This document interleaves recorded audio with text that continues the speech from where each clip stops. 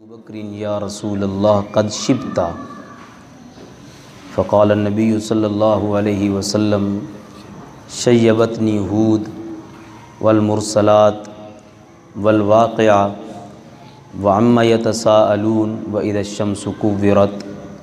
او کما قال النبی صلی اللہ علیہ وسلم۔ حضرت ابن عباس رضی اللہ تعالیٰ عنہما سے روایت ہے، فرماتے ہیں سیدنا صدیق اکبر نے نبی پاک صلی اللہ علیہ وسلم سے عرض کیا، یا رسول اللہ آپ تو بوڑھے ہو گئے۔ تو نبی پاک علیہ السلام نے فرمایا،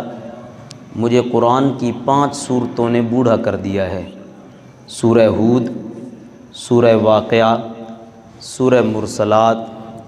سورہ نبا عما یتساءلون اور سورہ تکویر اذا الشمس کورت۔ نبی پاک علیہ السلام کا ان 5 سورتوں کا نام لینا اس وجہ سے تھا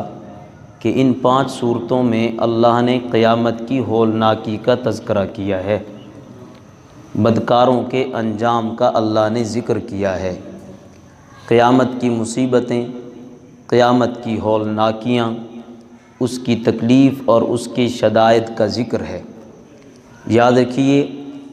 نبی پاک علیہ السلام کے قوا اللہ نے بڑے مضبوط بنائے ہیں، بہت طاقت اللہ نے عطا فرمائی ہے۔ اگر ایک روایت پر اعتبار کیا جائے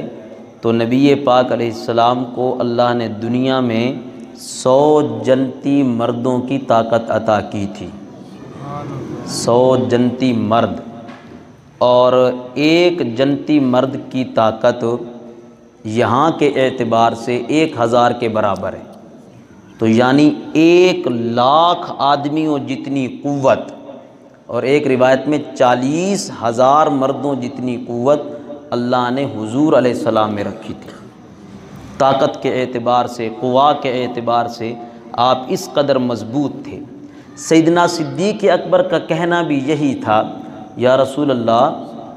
آپ ظاہری اعتبار سے تو قوا کی مضبوطی میں بہت طاقتور نظر آتے ہیں، اور پھر اللہ کی خاص مدد بھی ہوتی ہے انبیاء کے ساتھ، اللہ کی خاص رحمت بھی ہوتی ہے، کیونکہ یہ ایسا سلسلہ ہوتا ہے کہ صبح شام اللہ ان سے ہم کلام ہو رہا ہوتا ہے، تو ان میں ایک خاص قسم کی اللہ کی طرف سے قوت ہوتی ہے، خاص رحمت ہوتی ہے۔ غزوہ خندق کے موقع پر جو 40 آدمیوں سے ایک چٹان نہ ٹوٹ رہی تھی، رحمت عالم صلی اللہ علیہ وسلم نے ایک ضرب میں اسے ٹکڑے ٹکڑے کر دیا۔ لیکن عالم کیا تھا، بھوک کا عالم کیا تھا؟ دوسرے غزوات میں عالم یہ تھا کہ سب نے اپنے پیٹ پر ایک ایک پتھر باندھ رکھا تھا، اور نبی پاک علیہ السلام نے 2 پتھر باندھ رکھے تھے۔ تکلیف کا عالم یہ ہوتا تھا کہ ہمیں ایک آدمی جتنا بخار ہوتا ہے، نبی پاک علیہ الصلوۃ والتسلیم فرماتے تھے مجھے 2 آدمیوں جتنا بخار ہوتا ہے۔ قوا اس کے باوجود بڑے مضبوط ہیں، لیکن نبی پاک علیہ السلام نے فرمایا مجھے قیامت کی ہولناکیاں، قیامت کے مناظر جو اللہ نے مجھے بتائے ہیں کہ اس وقت اللہ کس قدر غضبناک ہوگا،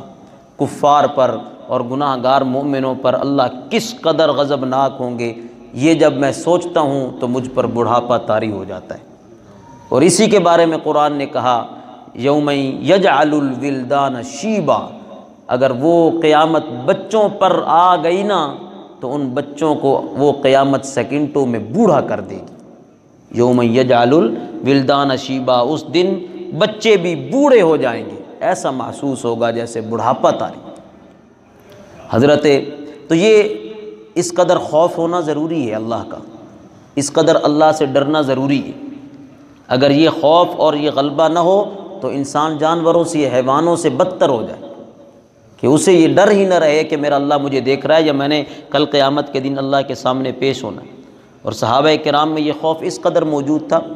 حضرت حنظلہ بن ربیع الاسیدی، وہ ایک دفعہ سیدنا صدیق اکبر رضی اللہ عنہ فرماتے ہیں کہ مجھے ابو بکر صدیق ملے، انہوں نے کہا کیف حالک، بھئی تیرا کیا حال ہے حنظلہ، طبیعت کیسی ہے؟ تو حضرت حنظلہ فرمانے لگے نافق حنظلہ، حنظلہ تو یوں لگتا ہے جیسے منافق ہو گئے،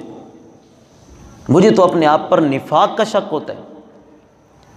سیدنا صدیق اکبر فرمانے لگے سبحان اللہ ماذا تقول، او اللہ کی ذات پاک ہے، یہ تم کیا کہہ رہے ہو، حضور کے صحابی ہو، حضور کے پیچھے نمازیں پڑھتے ہو، رحمت دو عالم صلی اللہ علیہ وسلم کی مجلسیں اللہ نے میسر کی ہیں، اور تم کہہ رہے ہو کہ منافق ہو گیا، کیسے؟ حضرت حنظلہ کہتے ہیں میں نے عرض کیا ابو بکر،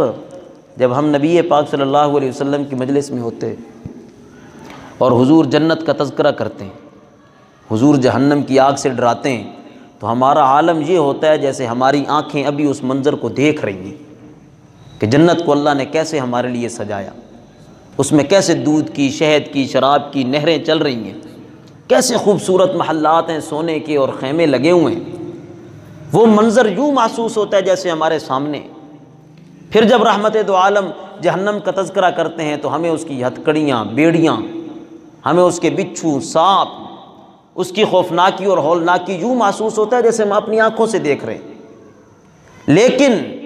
جب ہم حضور صلی اللہ علیہ وسلم کی مجلس سے نکل کر اپنے گھر کی طرف آتے ہیں، بچوں میں پڑھتے ہیں، بیوی کے ساتھ معاملات،